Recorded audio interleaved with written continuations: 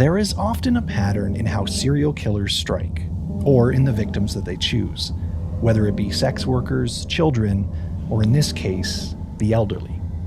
This is the case known as El Mataviejitas, translated to English, the Little Old Lady Killer. It is one of Mexico's most prolific serial killer cases, with a twist that authorities never saw coming. My name is Ben. And I'm Nicole, and you're listening to Wicked and Grim, A true crime podcast.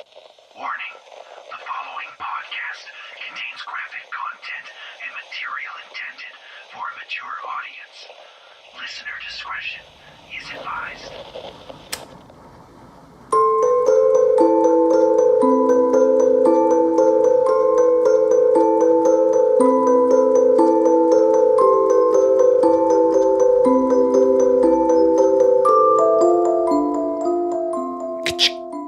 Just opening my drink here, don't mind me. Mm-hmm. It's coffee. Your warm coffee. I'm drinking an iced coffee. Quite nice.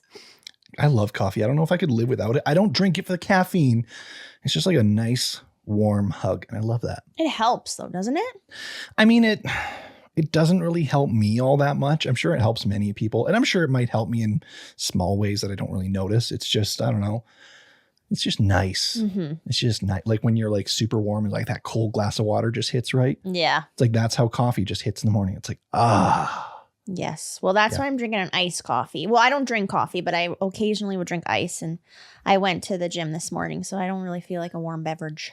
Understandable. Your body temperature's already up there because you're moving, you're working, you're doing your thing. Yeah, I was lifting some heavy weights. Touche. Good job. Good on you. I probably won't be doing any drinks on the show here for a little bit. I'm on a drought where I decided I'm not going to be drinking for a little while. So Nothing wrong with that? No, there's not. So, but I just want to note, because I'm sure there's many of you out there, when we do open a drink in the show, you have a drink of water, coffee, whatever it is, that's cool too. Mm-hmm. So yeah, I'm not drinking because I found myself drinking a little too much recently. My weights, I'm starting to go up a little bit weight. I want to lose some weight, and my family has a history of high blood pressure, and I'm starting to get headaches, which might be related. So yeah, it's dietary reasons. I'm starting to cut things back. Just stepping back and reflecting on what you can change, eh? Oh, exactly. Mm-hmm. And so there will be some more drinks in the show, but there will always be drinks on the show. Yeah. You know what I mean? Yeah. I would say like half the time I'm probably not drinking an alcoholic beverage, I would say. So every other drink, actually, drinking alcohol? Is that what you're saying? No, I meant like when we're doing our shows. I often will not have an alcoholic beverage. It's usually me. Yeah, like I have tea or I have other weird drink. I drink a lot of weird drinks. I think you've mentioned that before. Yes, you do. But I just like I like flavored drinks and stuff. That's okay. Hey, you do you. Judge not, right? Mm-hmm. We did actually, I really wanted to drink the other day because we just finished taxes. Yeah. A lot of that stress stuff out the window. So it was like, I don't know, a day or two ago, we just finally got our taxes submitted. Which is real early for us. I think we deserve a big pat on the back for that. No kidding. But it's, I mean, we've been just go nonstop. And so thankfully that's off our shoulders. And I feel like a massive weight has just been lifted. Mm-hmm. So I'm happy that's done. Yeah, taxes suck. It does, especially owning your own business. Wow. Well, and the fact that you just have to do it every year. Right? Like, I just think it's so much to ask of a person, but I don't know. I get it, but it sucks. But also tax process, just, I don't know. It could be much more efficient. Yeah, I agree. Anyways, that aside, we do have a patron to thank this week. Who do we got? So Sherry Swain signed up over on Patreon, getting that exclusive behind the scenes content, the extra episode, all that good stuff. Nice. So thank you, Sherry, very much. We appreciate it. We sure do. If you want to join us over on Patreon, link is down below. They got some information recently that we will be sharing with you guys soon, but they got that behind the scenes info, the heads up, and they know stuff. Mm-hmm. Let's put it that way. They know stuff. They know stuff. And honestly, they know stuff sometimes at the very same time as me. Yeah, and me. Because it's like, I just think of like, hey, maybe I should talk about it with you. We'll do like pre-shows and Ben's like, I haven't talked to Nicole about this yet, but. Yeah. And it's like, okay. And we just throw it out there. which we could throw it out there on this episode, might as well, on the exact thing you're talking about. We're coming up on our 200th episode soon. So we're planning on doing something big with that. We just don't know yet, basically. So that was kind of the wild. thing. Yeah, we threw out some ideas, but those ideas we won't share until they're concrete. Yeah. Cool. So what do you got for us today? I have a Spanish case where I am going to butcher a lot of names. That's what I have for you. Well, honestly, your introduction, you did well. It took me several takes, multiple practices of that title. And I'm not Spanish speaking. So I want to apologize in advance. It is not my tongue. I am Canadian. I say A and Putin. I know how to say that, but I do not know how to say Spanish words. But you're going to try your best. And that's all that matters, right? Exactly. Yeah. And I have a feeling that there's going to be some people out there right now arguing with me on how to say Putin. It is Putin, not Poutine. I say Poutine. I generally say Poutine, just I was repping Canadian pronunciation, so I had to say it right. Yeah. Yeah. Anyways, moving on, we are going to get into this case. It is an interesting ride. So we are discussing one of Mexico's most prolific serial killers. And while I was researching and writing this case, I had two different options on how I was going to write this. Okay, so option one, I hide a major piece of the case and reveal it when authorities also discovered it. Because I said there was a big plot twist, right? Right, you did. Or two, I tell you that information up front so you have the opportunity to look back or look at it with another perspective, knowing this key detail as we go through the case. So I struggled with that a little bit, knowing which way to write this. I opted for, which one do you think? I'm going to say the first option. I opted for option two. Shit, I knew it was option two, but you would generally pick option one. So Generally I do, but I don't want to tell every story the same. True. And I think it's very interesting to look at this story with the information up front, knowing this key piece of information, because it changes everything on how you perceive the case. Okay, so fair enough. I think that insight is quite beneficial for this one. So that's why I chose to tell this story a bit different. Okay. So this case, I'll tell you right now, that piece of information. Now, I told you it's known as the Little Old Lady Killer, and the perpetrator was Mexico's first female serial killer. That is the big piece of information. Female serial killer. That is major big portion. Yeah. So women make up about only 15% of serial killers. So this played a very big role in the investigation and how the story played out. 15%, eh? Which is rather low. Yeah. I don't know if that's alarming or not alarming. I don't know either, but I think it would make for much easier rate of female serial killers to get away with it because of that information. Because if you look at a case where, okay, we have a serial killer on the loose, generally speaking, you're going to be looking for, statistically, a male perpetrator, which is exactly the case in what happened here. Right. So this individual got away with things for a lot longer than they should have because of that. Because detail. they're female. Yes. Okay. I mean, it makes sense in some ways. Not that females can't be strong, but like men typically are stronger, and then they would be able to overpower their victims a little bit easier, I guess. Like, well, and I don't know. I think it comes down to biology speaking. I think because like we're walking a fine line here. We're going to get into some transgender stuff because female, male, and perspectives and stuff like that. But I think biology speaking, I think testosterone, and this is purely speculation on my part, I think testosterone might play a part in that. And I think I mentioned this on one of our earlier episodes. During menstrual cycles with women, the testosterone spikes. And that's generally when you get, a little bit more aggressive. And I think men, biological males, having that testosterone might naturally make them more aggressive. That's my theory. I like how you're just like, I feel like you're pedaling so gently as you're looking at me like, don't rage. It's a very sensitive topic for many people, and I understand that. So biological females during menstruation, as far as I'm aware, I'm no scientist, I could be incorrect, but as far as I'm aware, during menstruation, testosterone spikes in their system. And it could be a reason why that is the case. Yeah. So with men having that extra testosterone, I mean, It could basically be like dudes are just PMSing all the time. I don't know. Well, even the other day, I was just like, I'm just like angry. Yeah. You're like, holy shit. You Just- want me to leave for a little bit? Yeah. Just throw chocolate at you. Sorry. Anyways, we're going to get onto this. So the profile of the victims that this individual was after were women over the age of 60. So 60 and over. And many of them were women who lived alone. So as I mentioned, I'm going to be butchering names, but I am going to do my best. Maria de la Luz Gonzalez Anya would be the first victim who would lose her life to this new serial killer. I also do want to mention with a lot of these Spanish names or these Mexican individuals, their names are made up of multiple parts. Rather than like 1, 2, or 3 names, there's like 5, 6, 7 parts to their name. Oh, okay. Which make it even more likely that I'm going to butcher it. So besides that, though, it was on November 25th of 2002 when 64-year-old Maria received a knock at her front door. She answered it and opened it only just a crack to see who was there, as she wasn't really expecting anybody.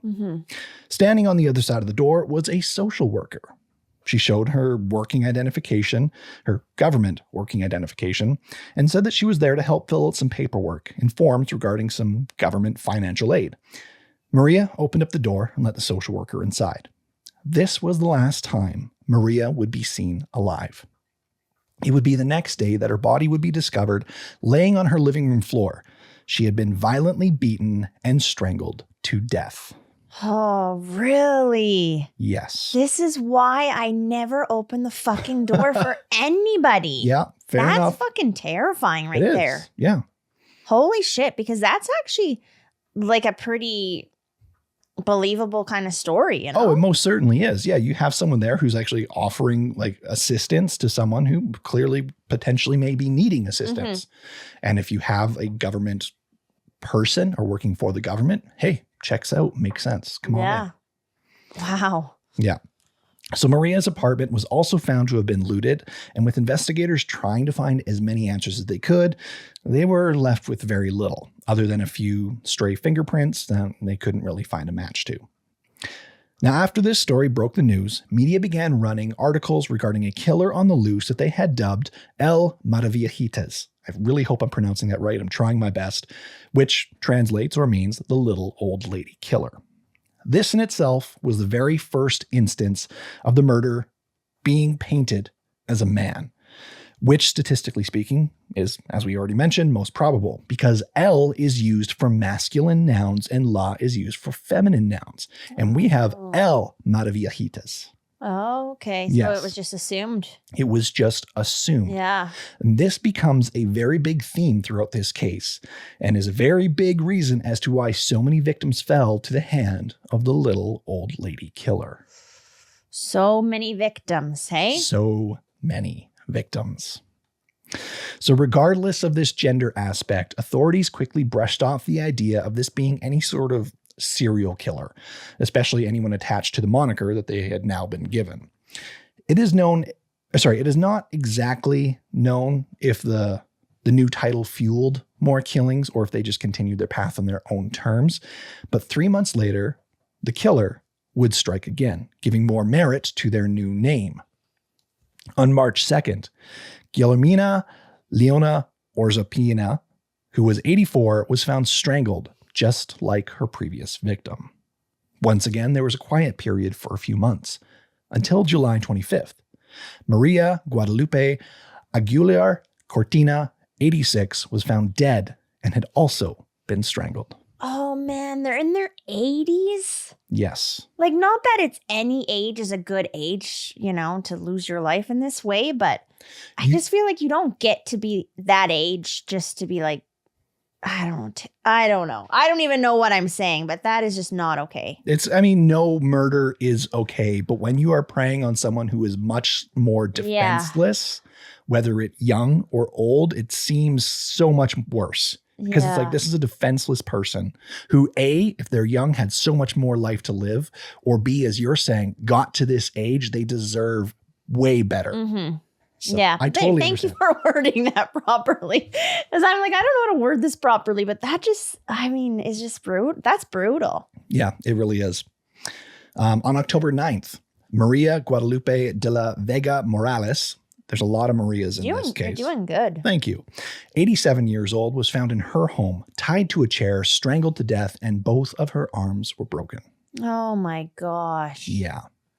The next victim in the string of senior women's deaths would change the pattern up a little bit. Up until now, there seemed to be about 3-month-ish gap between each killing. However, this time, the gap in between would be much less than a month. On October 24th, Maria del Carmen Munoz Cote del Gavan, who was 78 years old, opened her door to a stranger, just as the rest before her, and as a result was found strangled in her home. And same with Lucrecia Elsa Calvo Marquin, who was 85 years old and was found strangled in her home on November 4th. And this is in the 60s too, or something, I think you had said, right? No, this is 2000s. Oh, shit. Yeah. Okay, I thought it was the 60s, and I was like, well, people are maybe more trusting back then. Because it's like surprising that people are still kind of opening their doors, but they're also opening their doors to a female when, it's thought that this female is government a male worker who's supposed to be. But yeah, no, this is occurring in 2002. So. Jeez. Yeah. Okay. I don't know why I had the 60s in my head. I don't know. You're just picturing it back then, I guess, for some reason. Yeah. But yeah, no, they've got quite a few murders on their hand already. And the public is, of course, very aware of this and very frightened as a matter of what's going on. And by now, authorities were just starting to come to the terms of the idea that they may have a serial killer on their hands. Okay. Yeah. So a concept that the media and public were, as I already mentioned, very well aware of. And as a result, authorities were kind of getting some flack from the public for being so late to this realization. And that is a theme throughout this case as well, is the backlash from the public and media on the response from the authorities. Okay. Like that it wasn't a good response necessarily? Correct. They're like, you're so late to the party on this realization. You're now just thinking, oh, we might have a serial killer on our hands. It's been like half a year or whatever, a year at this point, and we've got like 5 or 6 deaths. Yeah. Yeah. You would think by now you would kind of realize that, I suppose. One would think. So the public and media were not too impressed. But regardless, though, testimonies of anyone with any information and evidence that was found that was left behind, the police were able to come up with somewhat of a profile on who they were looking for. Now, the individual was said to be a tall man with some rougher features, and they were posing as a nurse or social worker to gain access to the apartments of their victims. However, due to some political issues, the police didn't really release info until December, which was a month or so later, and with a sketch as well, but only one, a sketch that was labeled as a person of interest.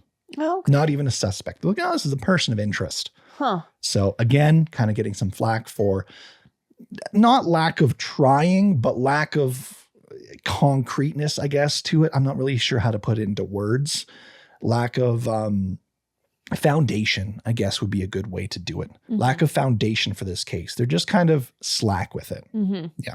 It is interesting, though, that they got the career that they were kind of portraying right as a social worker, like trying to enter houses and stuff, right? Yeah. And I think that's more so from like what's going on. Like they were able to determine like cause of death, strangulation from like, which we'll mention here in one specific case, things like a stethoscope were used to strangle. Oh, okay, I see. Okay, so that makes sense then. Yeah. And so they're like, okay, implements that were used, people saying that they may have seen a social worker with some like rougher features, maybe a nurse. So if they seen a nurse, say, enter an apartment building, someone's like, oh yeah, about a week ago, I saw some nurse kind of, rougher looking nurse go up that floor that way. And then there happened to be a victim. They're like, okay, so a nurse that does not live in this building, that no one recognizes, rougher features, kind of looks like a man. Here we have a bit of a profile. And then if someone else says a similar thing, hey, here's some connecting the dots. So I feel like I might have just connected a dot, but okay. What dot did you connect? That maybe this female is dressing up or portrays themselves as a man is what I just kind of thought of. Okay. But you can carry on. Okay. Well, for the sake of us giving out the information at the beginning, so you can look at it with a perspective, I will answer that question now, if that's all right with you. Sure. Okay. You've got it backwards. It's a masculine woman who is dressing in real nurse clothing. And what you just said, that they think close to what you said, the authorities are thinking it's a man dressing up like a woman, when reality, it's just a masculine looking woman dressing in women's clothes. Okay. So it is a woman. They just happen to look a little masculine. Okay. I see. Yeah. Okay. I completely lost my place now because of that. Fantastic. Sorry. I was just, whenever I feel like I maybe caught something, it needs to be announced. No, that's good. That's totally fine. But I got it wrong. That's what we do. We talk about things, right? Yeah. Okay, I got my spot here. So it is unfortunate to say that this was kind of a rather stalemate situation that they were in at this point. They were in this situation for quite some time. Investigators were looking for a male serial killer with nothing more to go on other than, hey, they might be dressing up like a nurse or social worker. That's about it. Mm-hmm.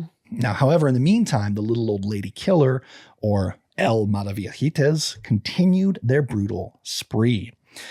On June 17th of 2005, now remember, this began in 2002. Yeah. Maria Guadalupe Nunez Almanza, 78 years old, answered a knock at her front door. There, a nurse identified themselves as someone from a community care project, and they were there to offer a health checkup, which may turn out to qualify this Maria for some government aid. Mm. So Maria opened the door and let this woman in, this person. And once inside, Maria was sat down in a chair. And the individual opened up kind of a work bag, began bringing out some tools like stethoscope around their neck and stuff. And they approached from behind in the chair where Maria was sitting. And from there, they took the stethoscope, wrapped it around her neck, and began to strangle Maria to death. Maria would be the 30th victim of El Mataviejitas. 30th victim. 30th at this point. Holy shit.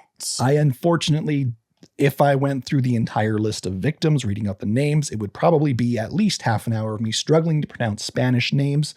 So for the sake of time in this case and butchering the deceased names, I am progressing a bit here. Yeah. Well, this one that you just said, I was thinking maybe this was the one that got them caught, or it was going to be different or something. But no, that was just a real Debbie Downer right there. Sorry. I mean, it's a true crime case. It's going to be a Debbie Downer. You expect this to be sunshine and rainbows? Sometimes I do, and I don't really know why. Lollipops, I'm delusional. Rainbows. It's not bad to have a good perspective and outlook on the world and hope for the best. That's a good thing. It is, but sometimes I'm just like, gosh, I'm sitting here and that surprises me, which I don't know why the fuck it does at this point. I don't know either. Now, despite authorities warning individuals from, opening their door to strangers, especially the elderly people who are now clearly the target of the little old lady killer, the key to the story was, as I already mentioned, the misgendering.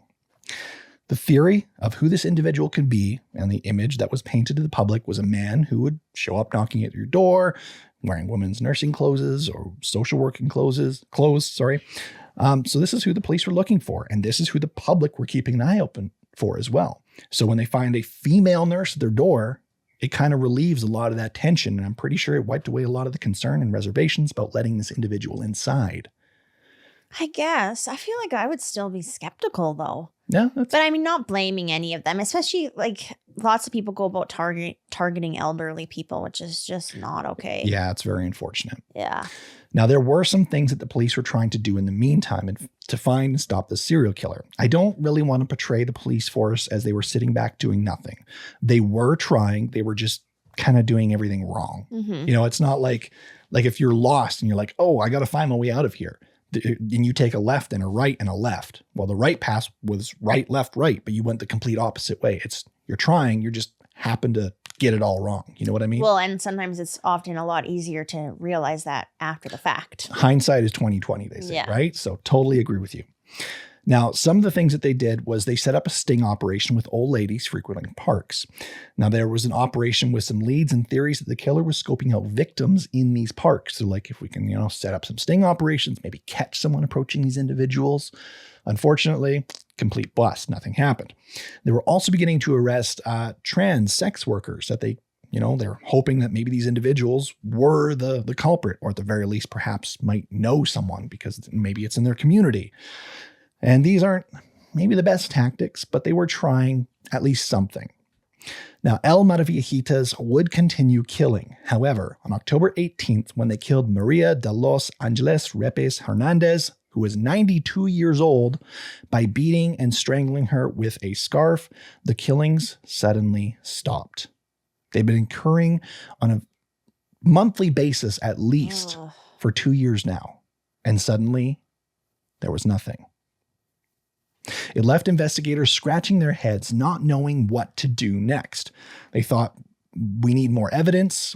Unfortunately, we have not enough right now. What's going on? Perhaps they thought maybe the perpetrator had committed suicide at this point. What's the reason for the stomping? They didn't know. Now, however, that was until January 25th of 2006, when El Mataviejitas would slay their last victim. 84-year-old Ana Maria de los Reyes Alfaro. Like so many before, she opened their door to a person they suspected was a nurse. Thankfully, this time, there would be a witness to this crime. Okay. At least partially. So Ana Maria lived in, I'm going to butcher this district name, but I'm going to try, Venestuano Carranza district. And she lived with a tenant who was renting out a portion of her home. That tenant just so happened to be returning home. They were at the right place at the right time. And when they were returning home, they witnessed a suspicious person leaving the house. Okay, this is good. This is good. Now, they quickly managed to flag down passing by police officers and pointed out the individual. They're like, this person's just leaving this house. I don't know if it's a break and enter, what's going on. Yeah. But something's not right. There they are. They had an intuition and they just acted on it. Yeah. By the sounds of it. And so police went after him. And this individual, who was now fleeing the scene on foot, was eventually and thankfully caught up to by officers and taken into custody. They then, the officers, proceeded to enter the house and check on 84-year-old Ana Maria, to which they found her dead in her home as she had been strangled with a stethoscope. It was too late. Dang. Yeah. This is when they would make the realization of just who it was that they had caught. The little old lady killer, who was in fact not a man dressed up in women's clothes, but simply just a woman who might have had a little bit more broader features or masculine features, and was a woman by the name of Juana Barraza. Now, Juana was born to the rural outskirts of Mexico City, and in her early life, it was filled with hardship and tragedy. She was born to an alcoholic mother who reportedly eventually exchanged her for mere 3 beers to a man. She traded her daughter for 3 beer. And that man would go on to repeatedly abuse and rape Juana. The abuse led her to becoming pregnant with her first child, a son. Now, despite this adversity that she faced, Juana went on to have 3 more children, 4 in total, though tragedy struck again when her oldest son succumbed to injuries sustained from a mugging. It was a life marked by struggle and pain, but somewhere in her dark life, she found some hope and aspiration. The aspiration that Juana found was a fascination with lucha libre, the vibrant world of Mexican mass professional wrestling. Those leather masks that are laced up in the back, right? Yeah. She harbored dreams of stepping into the ring herself. Now, her reality was quite different. Rather than being a professional wrestler, Juana was a promoter for organized events with organizations and independent wrestlers. So she was working adjacent with the industry, but she was not a wrestler herself.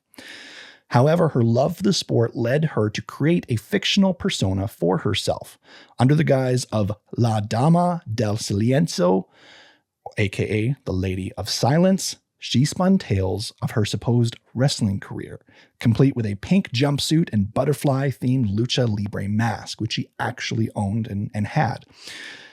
With her masculine features and larger frame, she was quite an imposing figure when donning her outfit. She regaled others with the stories of her triumphs, including a stint where she was called into the WWF's Women's Championship in the United States, which she claimed eventually she had to retire due to an injury.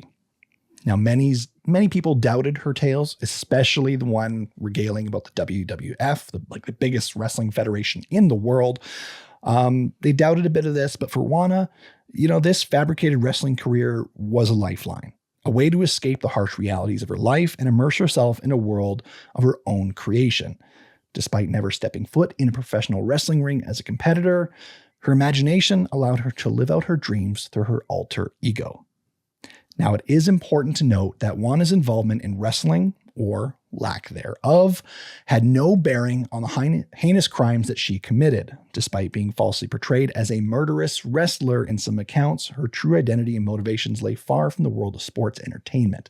I think it's very important to note that she was not a murderous wrestler, but it was very much so. Wrestling was a big part of her life and who she was.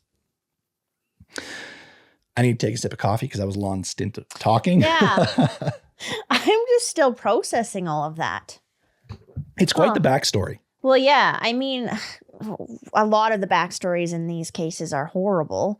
But yeah, I don't know. You almost have to think, though, that her wrestling did play a bit of a part in there, and the fact that maybe she liked violence or something. I don't know. It's possible. It definitely is. And I mean, during questioning, Juana confessed to having strangled at least one of the women, which was the individual that she was caught at, right? Yeah. Stating that she committed the crime out of a sense of anger at elderly women in general. Now, her hatred was rooted in feelings towards her mother, her alcoholic mother, who gave her away at the age of 12. Oh, okay. I see. So that's why she's picking these elderly females. Yeah. Now, according to Juana, though, she wasn't the only one behind these killings. After being confronted by the press, Juana asked, quote, "With all due respect to the authorities, there are several of us involved in extortion and killing people. So why don't the police go after others too?" I don't know if I believe that so much. No? I don't know. So what, there's this little group of people that go and kill elderly women? Did shit still happen after she was caught? No. So there you go. According to police, Juana Barraza acted alone. They could find a lot of, like I mentioned, they found fingerprints. She didn't wear gloves. So at the scenes, they continued to find fingerprints. And they were able to match her prints with everything that they found that was left behind at the scenes. So it was kind of like, yeah, we're doubting there's anyone else. That sounds kind of like some backpedaling there. Yeah. So in the spring of 2008, El Mataviejitas, a.k.a. the little old lady killer, Juana Barraza, stood trial. The prosecution accused her of up to 40 murders in total. Shockingly, Juana admitted to, as I mentioned, just one, that of Alfaro, which was the individual from whom she was apprehended while attempting to flee the scene. She admitted to only one? She admitted to only the last one when she was caught. My gosh, this lady. Okay. Yeah. However, she also adamantly maintained that she hadn't acted alone and hinted at the involvement of others in the gruesome deeds. But as I mentioned, even in the trial now, there was no evidence that was able to be brought forward of this. Juana's motive, now to me, is both surprising and not at the same time. There are the two parts to it. I mentioned already that she kind of was that she disclosed to authorities the deep-rooted resentment towards her mother and the whole mistreatment as a child sort of thing. That was one of them. But she also harbored simmering resentment towards, by extension, other elderly individuals whom she perceived as offering nothing of value to society. Yeah. Wow. In her distorted view, she saw herself not only exacting vengeance for her past, but also purging society of what deemed to be a burden of individuals. So she's like, these people are useless, not offering anything. That's kind of her perspective. I'm not saying that's a quote from her, but I am saying that is her perspective. What a piece of shit. Yeah. That's terrible. I've never, that's one of the worst things I've ever heard. Well, it's funny because not every time, but generally speaking, most time when we talk about killers who target elderly people, they say the same thing. Like they're doing the world a favor, getting rid of these, quote, useless people, which is fucked. That is so fucked. Because I was just going to say something that I can't say, so we'll carry on. All right, I'll carry on. Now, there is, if you will, a chilling irony to all this in her actions. And I, like, when I kind of thought about it, and this is my theory. I want to make this very forefront. This is my theory. I didn't read this anywhere. This is kind of my thoughts. So perhaps in her delusions, she saw herself as kind of a superhero, avenging the wrongs from like the past grotesque, violent manner that were like put upon her. And she imagined herself as this sort of superhero type figure in the wrestling ring in her imagination, right? Mm-hmm. And this was kind of her way of actually being able to live out that sick sort of persona and reality, or dreams, if you will, in the real world. Mm-hmm. It was her way of bringing her alter ego, La Dama del Silencio, aka the Lady of Silence, to life.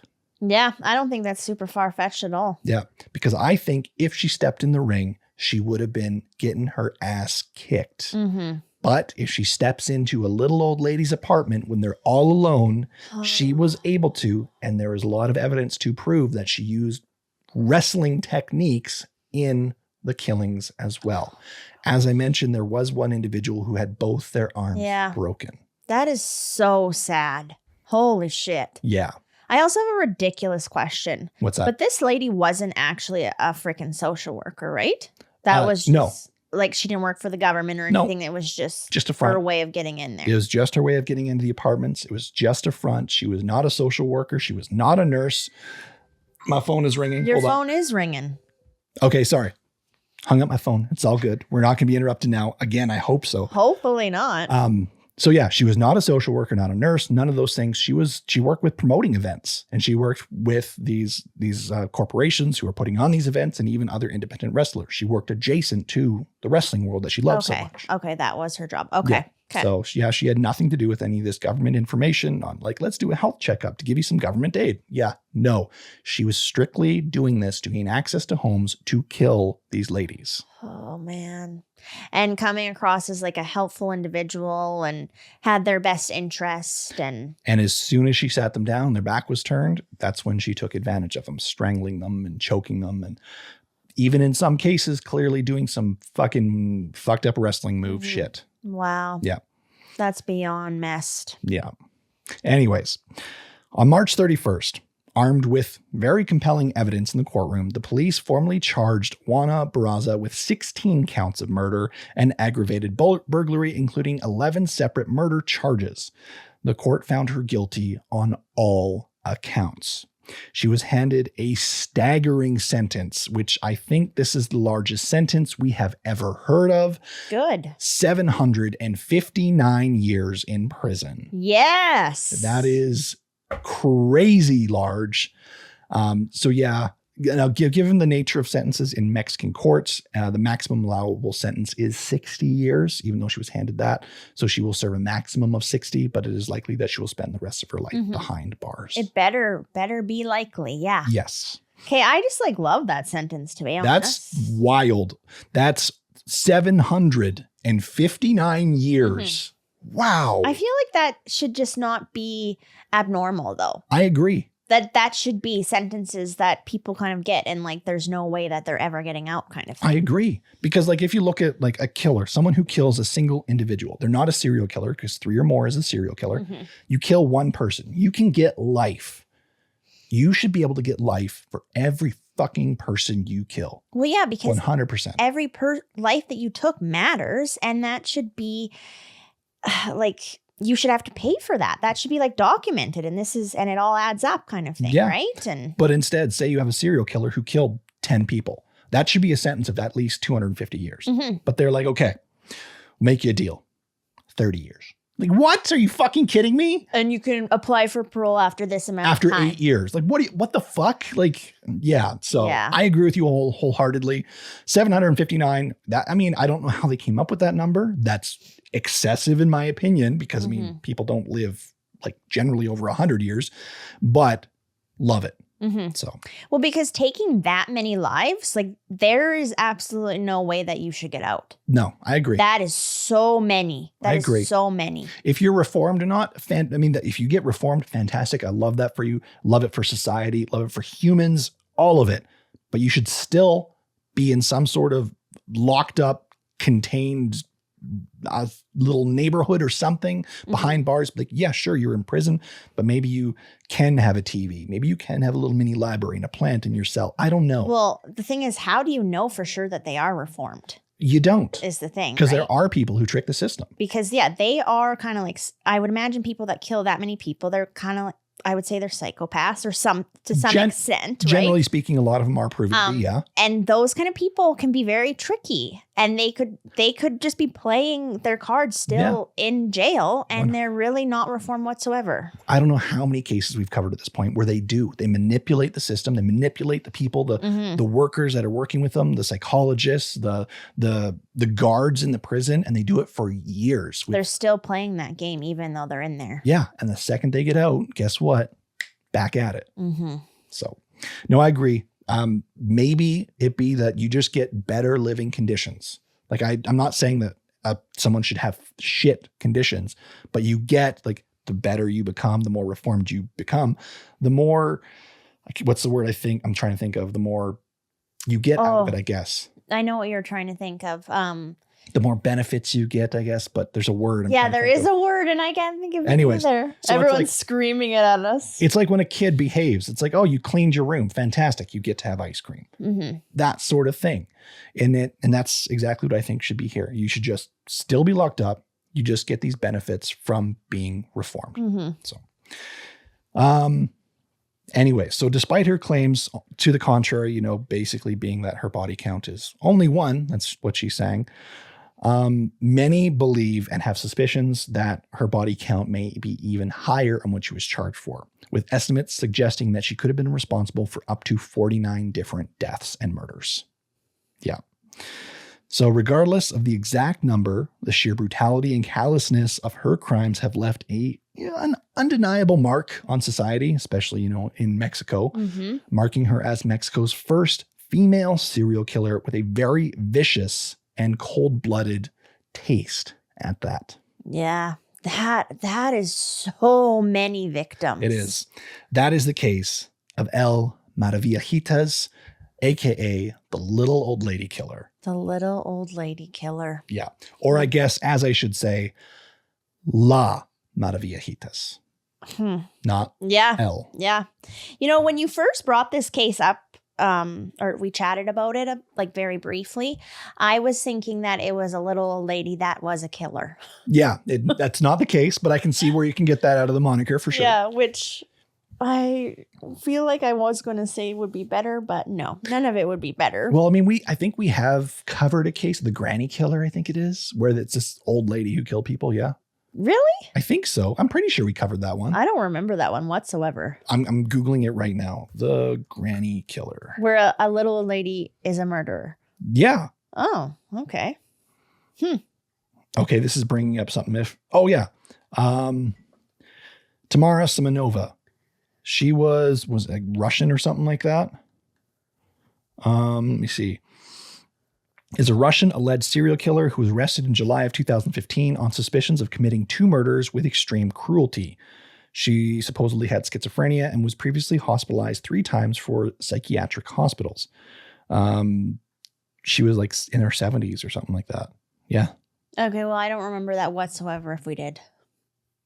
Oh, this is actually, so the Granny Ripper, I think was her nickname. The Granny Ripper is what we might have called her. Actually, it also has another moniker under here, Baba Yaga. John Wick's got the same moniker. Freaking John Wick. I know, right? I'm obsessed with Nicole, you freaking love him so much. He's a good dude. You would marry him over me any day. No, but I like his values. No, but all for his dog, All for his dog, definitely. So yeah, that was an interesting one to research. And kidding. I like going through ones where it's in different countries, it's international, going into other cultures. And though it's rough pronouncing some of these names, I like going out and bringing life to these stories that are outside of just North America, Yeah. Well, this one is pretty sad. It is. Man. 49. Up to 49 people they suspect. I mean, and all like most of those people, they could have had kids and like grandkids and even maybe great grandkids. Oh, definitely. And a lot of people in Mexico are known for their family values and their large families too. So it's like like they would have had a lot of kids, a lot of grandkids, and they're all so close. So Yeah. I imagine the impact that would have had on those families too. Yeah, just the vast number of people that were impacted from all of those killings is, I can't even imagine how big it is. Yeah. So Well done, thank you. as usual. Hopefully you guys enjoyed that. If you want to check out more from us, go in the link of this podcast or the description of this podcast. All links are down there. Patreon, we have a website, we have Instagram, we have Facebook, we have 2 YouTube channels. All of it is there. Check it out. If you would be so kind, if you haven't already, we'd appreciate any rating that you give us. 5 stars, of course, if I may suggest, but do what you like. We understand if you see fit otherwise. Yeah. But Do five, we? five stars is Kidding. cool. 5 stars is cool. Yeah, no, ratings would be awesome. Yeah, it if really- you have a spare minute, it would be very appreciated. It really helps the show grow. We've been going for over 3 years at this point. Wild. And like I said at the very beginning, coming up on episode 200 soon. So Wow. Hey? Yeah. Wow. definitely. So, How many people I wonder have listened to every episode? we're over 2 million listens, 2 Yeah. million downloads. Well, yeah, but I just mean like, a majority of people listening probably have listened to every like Oh, I see. single episode, which From is the just beginning? crazy. From the beginning, Like they've been with us through it all, I thick and think- thin. I think we've changed a lot since the beginning. I know I used to swear a whole hell of a lot Yeah, more. you did. Yeah, I think. I don't know. I probably did too. Toned it down a bit. Yeah. I don't know. Let our true Canadians come out now. Yeah. I know I say A probably way more. It's like, gosh, Yeah. shush. I mean, honestly, we didn't really give a fuck then. We don't really give a fuck now. So we're just being us. We do. We do. We do. But it's important for us to still be ourselves. it is. Yeah. Yeah. So It totally is. anyways, thank you guys so much for being here. We appreciate you. And as always, Back to you. stay wicked.